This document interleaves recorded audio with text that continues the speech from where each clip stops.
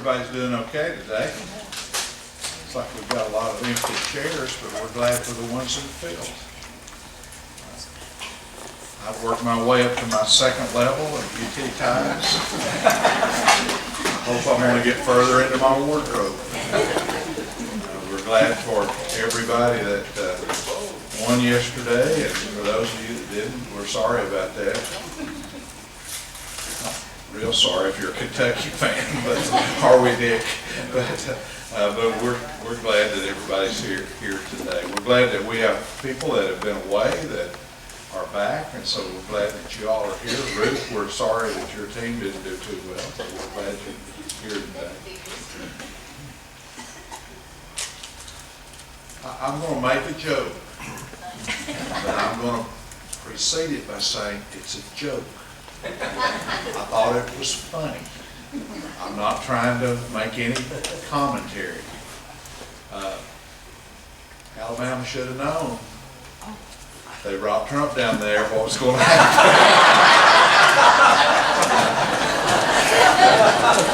I'm glad you all generally appreciated that joke. You got a little running back for LSU. I don't know if y'all keep up with stuff like this. He scored 4 touchdowns. He was one of the very smallest people on all of LSU's team, but he scored 4 rushing touchdowns. First time in Nick Saban's whole coaching career that somebody had scored 4 running, one person had scored 4 running touchdowns against him. So sometimes dynamite comes in small packages. Jenny brought in some of Sam's books that I made reference to a couple of weeks ago, and she's got those over there if you'd like one to take one. So Jenny, thank you for that. Well, thank you for mentioning Sam, because I had some books, so I brought them. Well, that's great. And I'm telling you, it's an interesting read too. It's a very interesting read.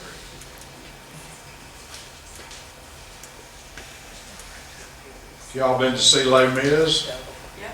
Good. We're taking our grandkids this afternoon.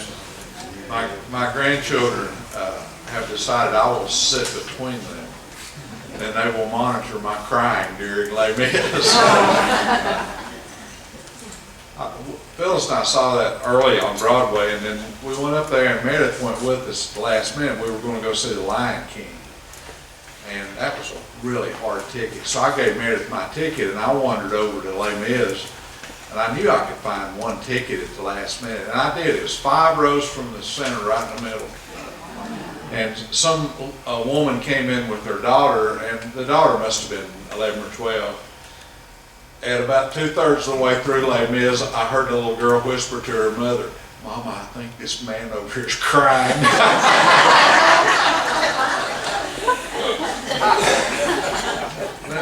That is really touching. If you've never taken the time, and it will take you a while, to sit down and read Victor Hugo's book, that is a really profoundly important book to read. I appreciate Bishop Looney taking over last week. I think Bishop Looney and Al Bowles are 2 of the best that have ever come this way, and so we're really fortunate we're fortunate when I'm gone, that's probably true. And Charles can get them to fill in, so we appreciate that. And I think we should stop occasionally and thank people that take care of the visitors, and welcoming, and flowers, and parties, and all the different things that get taken care of in this class. I appreciate the way Charles just handles so much in relationship to the class. Betty, we appreciate what you do and the nice way that you go about doing it. I had someone bragging on you to me this week, and they were bragging on you too, Bob. And so, and what's nice is that it was Jay, your son. So I think that's always nice that our kids would brag on us, or that they brag on a person playing a kind of an adjunct father role. I thought that was very nice. So thank you all for all that you do to make our class work. And Susan, we're always glad when you're here. And if you hadn't looked at Susan's map of the country that shoots traverse between here and on up the Appalachian Trail. You ought to look at that. I'm a blue blazer, I guess. I take the easy route, but I think, and Jim, this will give you something to do this week. I think we need to have a Morgan Sunday School class symbol that we can put on a badge or a tag or something. And we need to get that created and give Susan some and let them get sewn on your outfits. We need to know that there's a representative of the valiant Morgan Sunday School class walking the Appalachian Trail. We're all vicariously there with Susan. I'd be proud to wear it. So. If somebody will do the art, I'll digitize it. Okay, we call those things? Logos. Patches, yeah, we need a Morgan Sunday School class patch. It needs to go on Susan's stuff. You put one on the sleeve of your jacket. Oh yeah, I could do that. I could put it on my jacket, you know, we'll just wear them all over.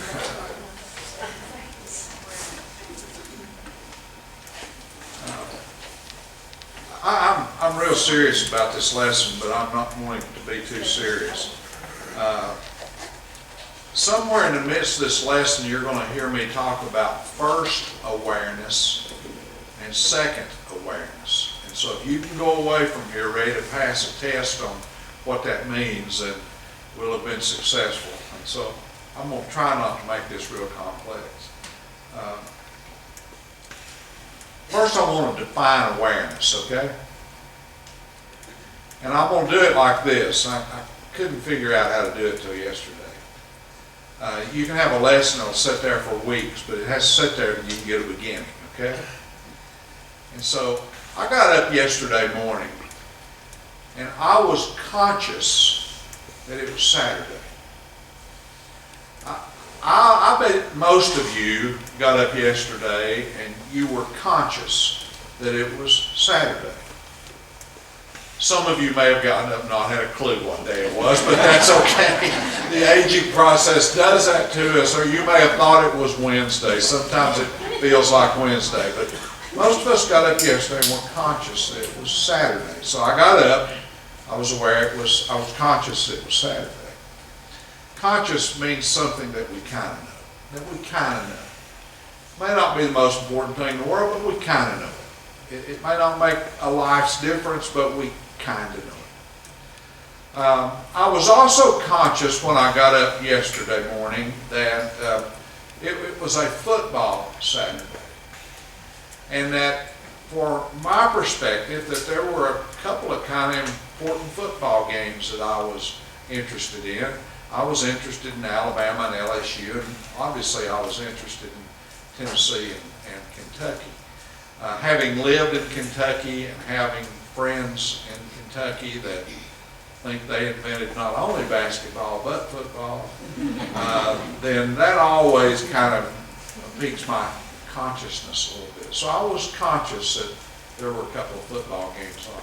I had some work to do yesterday, and I had some things to do around the house, as I'm sure you did, and I was conscious of that, and its need to kind of be gotten out, that people were looking for a couple of things, probably looking for them yesterday, but at any rate, I kind of was bracketing out in my consciousness. I was kind of bracketing out about mid-afternoon until late evening to kind of be camped out close to a football game.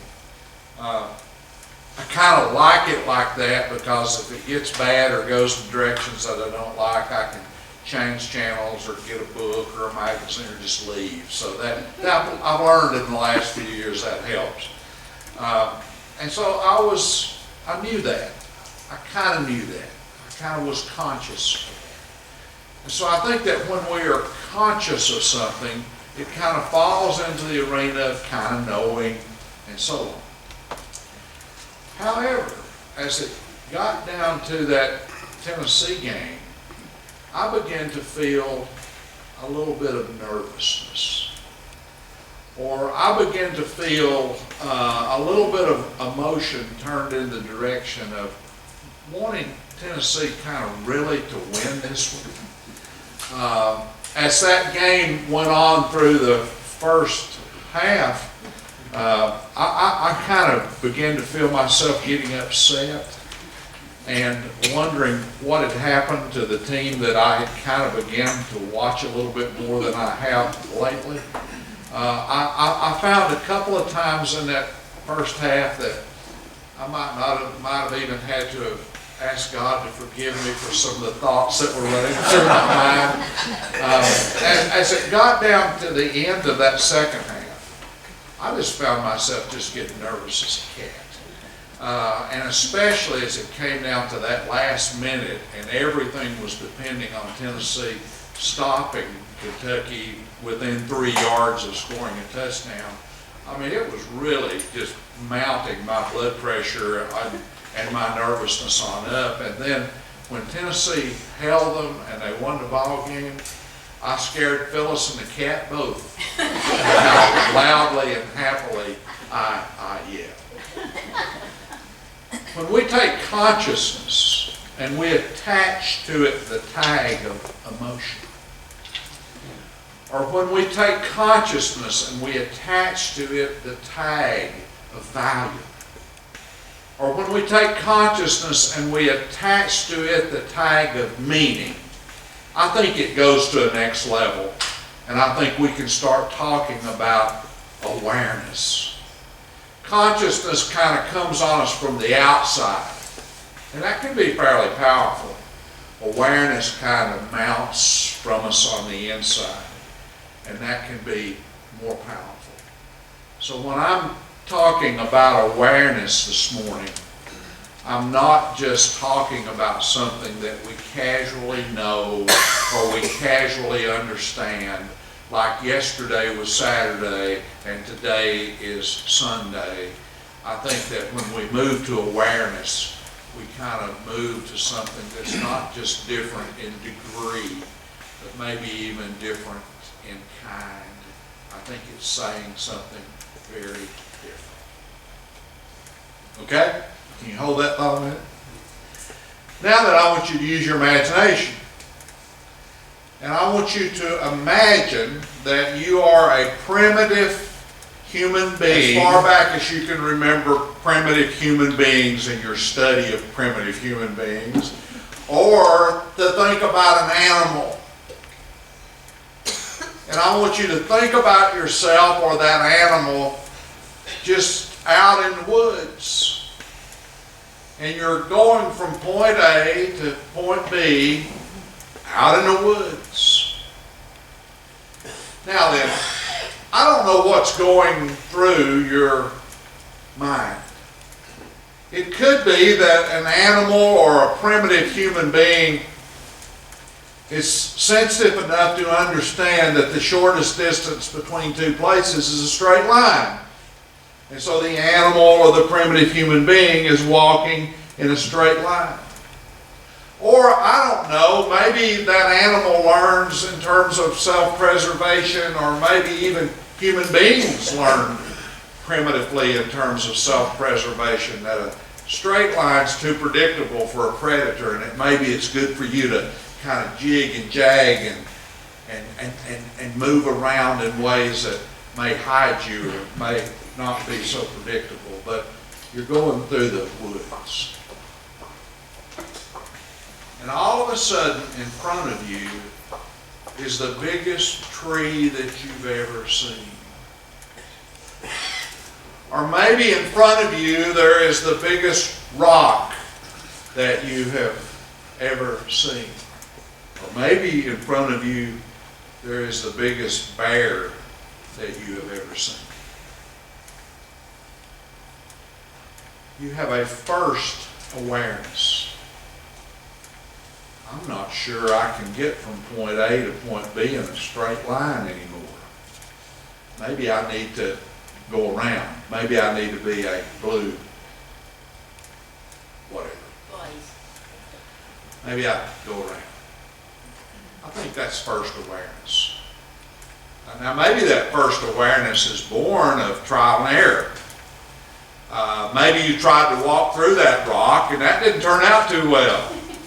Or maybe you tried to walk through that tree and that didn't turn out too well. Or maybe you tried to walk through that bear and that really didn't turn out well. And so you come and you approach the obstacle and you walk around it. I think that's kind of a first awareness. It's proving that we kind of are able to put two and two together sometimes and get forward. I think a baby has that. I think that a baby has a lot of first awareness. A baby is aware it's cold, or a baby is aware that it's wet, or a baby aware that it's hungry, and a baby will cry. I'm not sure the baby can explain hunger or wetness or dryness or whatever, but I think a baby has a kind of a first awareness of that. I think that first awareness begins to develop when that baby begins to understand that this space here is probably going to respond to my need, and this space here could care less. I think a baby begins to respond to this first awareness when a baby begins to understand if I cry real loud, that first face that cares about me may show up here in a few minutes. Babies will even very early on in their first awareness begin to reach for a bottle or will begin to move in the direction of a mother's breast. And so I think that first awareness is something that kind of develops, that allows us how to get by and allows us to kind of make our way in life. That first awareness can become kind of sophisticated. And so, for example, most of us are aware today that we're being approached by a cold front.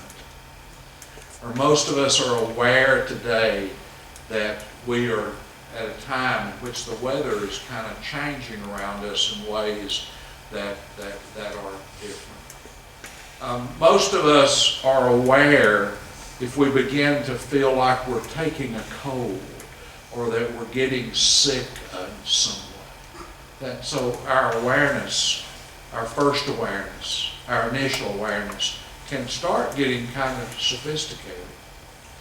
My father-in-law that I have mentioned regularly and that I think about on Veterans Day was an infantryman in the Second World War in Europe.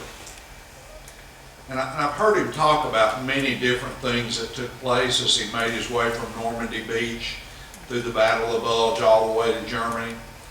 But a couple of times he would get really, really quiet.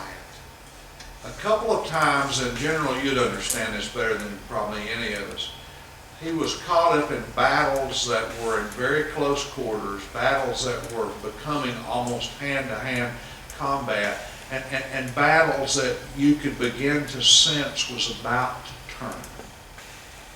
And that's a very sophisticated first awareness, that you're in a situation where the dynamics have gotten very complex, the dynamics have gotten very serious, and he said, you would be in times in which every single thing about you wanted to turn and run. But you knew that you had to face the fire and you had to stay there. And in both of those situations, he was very lucky because he said there came a moment in which you sensed that you were aware that the battle was turning in your favor. And in both of those very fortunate situations, it did that. And so I think that this whole level of first awareness, where we're learning to kind of deal with our world, and we're learning to become kind of sensitive in special ways to our world, becomes a very, very important part of our lives. And so first awareness, being able to better live in our worlds, that becomes a very, very important capacity that can develop within us. But somewhere along the way, we develop a second awareness. If we're lucky, if we're fortunate. Somewhere along the way, we develop a second awareness that I want to identify as self-awareness, where it's not so much that we are aware of the world that we're in, but we begin to become more aware of who we are. And I don't mean exactly the awareness that we have of the extension of our body into space. I'm talking about who we are within ourselves. It's amazing in the work that I do out in the country, the way that I try to evaluate the degree or intensity of this first awareness of the world or this second awareness of the self. And how many people, especially young adults, are really good in their world awareness. And they're really good at kind of functioning in the jobs that they have and things that they do. But they have less and less self-awareness. So you feel like that their lives are filled with competence, but maybe not with character. That their lives are very filled with a capacity to do what they do, but that they seem to know very little about who they are. So self-awareness is something that is a whole different dimension of life. I don't know where that begins. I don't know where that begins. But what's this progression? I think it may begin when we're able to say that something is mine and not yours or someone else's. And so at that time when we begin to be able to say, that's my toy, that's not your toy. That's my toy, leave it alone. I remember very distinctly when my little brother was born, that kind of my place in the family status of things was changing a little bit. I was 3 years older than him. And so he comes in and everybody's being crazy about my little brother, and I'm kind of saying, hey, here's Steve over here. And to make me feel included, I remember my mother had gone out and bought a wash basin for him, and it was red. And so I would be included. She bought a wash basin for me, which was blue. And a lady came in to kind of help for 2 or 3 days with a new baby in the house. And you know what that woman did one day? That woman one day got my blue wash basin and began to wash my little baby brother with it. And I know you would not imagine this. You know what I did? I went over and got my wash basin and poured it out in her lap. I explained to her, this is my wash basin. She didn't like that. My little crying baby brother at that point didn't like that. My mama didn't like that. And by the time that scene was finished, I didn't like what happened either. But you see, that's a rudimentary form, actually, of self-awareness, because I was aware that that blue wash basin was my blue wash basin. Sometimes psychologists have tested for self-awareness by taking people and putting them in front of a mirror, maybe with a group of other people, and asking that person to identify the individuals in the mirror. And when they come to themselves and they're able to say, that's me, or that's Bradford, or that's Charles, then you know that self-awareness is beginning to be developed. We get more sophisticated in our self-awareness too. I had a meeting a couple of weeks ago with some people that were determining what are better ways to interview people for jobs. Because people go through these silly interviews asking people about what football team they like, or where they went to school, or what they do for a hobby, and then they hire these people that turn out to be awful or nothing like what they were suspecting. And so the whole idea of this meeting that I was kind of facilitating was to figure out what were better things to ask.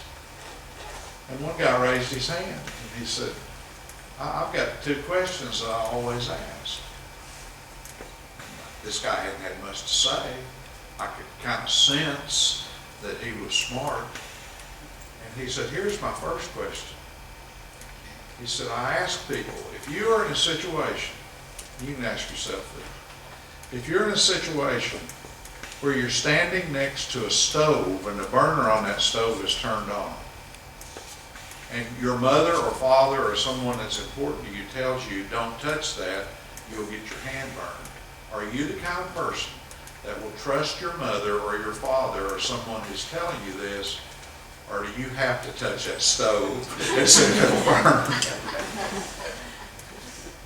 Now that's a good, and I'm sitting there while he's saying that, I'm thinking, does he know about my life? Does he know about the second worst burn I ever got in my life when my mother was canning and I was watching her and she said, don't touch that stove? And I sat there and looked at her and I trusted her more than any human being in the world. I took my hand and I put it right down on the stove. I only did that one time in my life. But I could not resist doing it. Now my wife says, your brain was wired that way. That's too Presbyterian for me. That's too deterministic for me. I think that actually I had seen my father being an inventor and all the time doing stuff just to see what he would do. I'd seen my two older brothers fooling around with cars just to see how fast they could go. I saw one of my older brothers paint a naked girl on the side of his car. My mama didn't care for that too much, but I thought, now that was kind of inventive. So it was almost like I had role models that suggested to me, don't take anybody else's word for anything, put your hand on the stove. And then the guy said, when people answer the question, whichever way they answer it, I asked them why they think they're that way. And he said, most of the time, they say, I don't know. Which says to me, they don't have much self-awareness.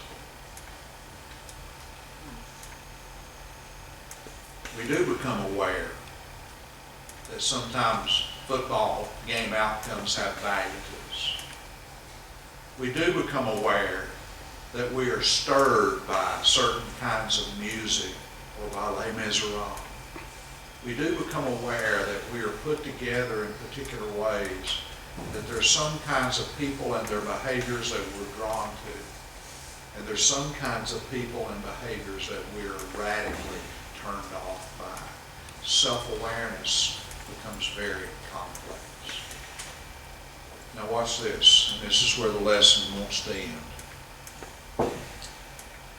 I believe that we begin to move into the stratosphere of high positive self-awareness when people begin to affirm us, when they begin to brag on us, when they begin to compliment us, when they begin to point out something about us that they appreciate or something about us that moves them in a particular way.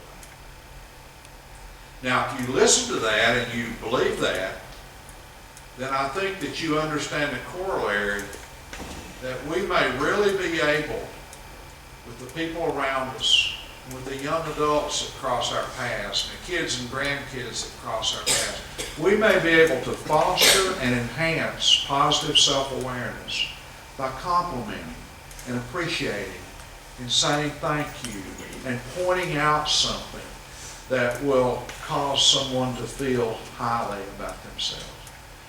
Little Bradford, he creates Christmas cards and birthday cards that he has spent literally hours on. And sometimes you look at them and you don't know what in the name of heaven that child has put on that card. But if you tell him that it's the prettiest card you've ever seen, and then if you ask him to explain what this, that, and the other means and listen to the explanation, he'll cuddle up close to you. He can't get close enough. And you can just feel kind of an energy going through his body that lets you know he likes that moment very, very much and likes himself because of that. And then hear this. The highest level of self-awareness is fostered when somebody loves us. Love is profoundly powerful. And I would suspect that if any one of us in this room is lucky enough to have been really and truly loved by another person, that we know the impact that has. And it can last us across our lives, even if that person is no longer physically present or near. If we've ever had any group of people, and maybe it's never more than 4 or 5 or 6, but if we've ever had any group of people that have loved us, sometimes in spite of us, that is one of the most powerful mechanisms of promoting this second awareness, this self-awareness that is so important. And then watch this. If we've ever been the recipient of that kind of love that shows up as forgiveness, that kind of love that gives us second opportunities to start anew, or that kind of love that creates a kind of an erasure that gives us a clean sheet to start writing our lives in. If we've ever experienced the kind of love that involves forgiveness, I believe that that promotes the highest self-awareness of who we are and our own value that can be out there. So think your way through that, because the corollary is that when we love somebody else, and sometimes when we love somebody else in spite of whatever, or that when we go to the place where we will forgive someone else, the power that is positive that we can unleash in their lives is remarkable. And of course the lesson ends. What do you think it is that God has done for us? In my first awareness, yeah, God's created this world that we live in. In my first awareness, God has created us with rational minds that allow us to figure things out and make our way through this world. In my first awareness, on a very complex level, I may even be aware sometimes of the presence of God. What does God do for us? You know the answer. On that level of second awareness, on that level of self-awareness, God has loved us. And God has loved us enough that He would send His Son to live for us and die for us. And that ought to make us think differently about ourselves. That ought to make us look at ourselves differently. If my wife, taking the time to go on over my grandson's birthday card, can have the kind of impact it has on his little life, just think about what the love of God through Jesus Christ ought to do in its impact on our lives. And I think we ought to contemplate that a little more. And I think we ought to consider that a little more. Because I think sometimes in the fast-paced nature of our lives, we overlook that. We don't think about it enough. We're not self-aware enough how much God loved us and how much that means. And then, of course, you take it to that next level. Not only do we understand that God loves us and the value attached to that, we can understand that we're forgiven. And that God loves us enough to forgive us. And maybe at the end of the day, give us the opportunity to have lives on a mission of loving and lives on a mission of forgiving. And I think that we move from a consciousness of the world and maybe learning how to manipulate it to a self-awareness that understands that before God how important we are, and how important others are, and how God wants us to be vehicles of that importance to the people that are around us. in that pristine moment in the Bible, they find that woman caught in the act of adultery, and they bring her along with their rocks before Jesus to get his kind of condoning what they're about to do. It doesn't go that way. And suddenly the accusing men leave in kind of shame. Leave in kind of shame. And you remember what Jesus says to the woman? Your sins are forgiven. Go and sin no more. He shows her love. And there's self-awareness. He shows her forgiveness. And there is self-awareness. And she goes away from that moment a transformed human being.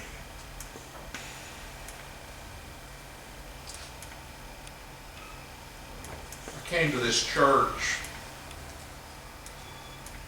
giving church another chance in my life. Ready not to. And Stan McCready reached out to me in personal ways that were profoundly important. And I sat there week after week and listened to Gordon Goodgame preach. And began to look at the church with a whole different set of eyes. And many times, I don't know what Gordon said, but he would come to the end of his sermon and he would step down in the centerpiece of the church. And he would give his blessing for people to leave. And then he would say, you're forgiven.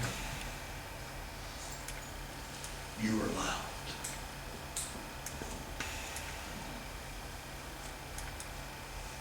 And that is second awareness. And that is self-awareness. And that affirms, transforms our lives on the highest forms. We need to be conscious of the world, how to function in it. I understand that. But we need more than that. Our kids and grandkids need more than that. We need to know that we are the focal point of the love of God. And we need to know that we're the focal point of God's forgiveness. And that needs to make us feel very different about ourselves and about other people around us. You are loved. You are forgiven. That's profound. Let us pray. Help us, O God, to find our way in the world.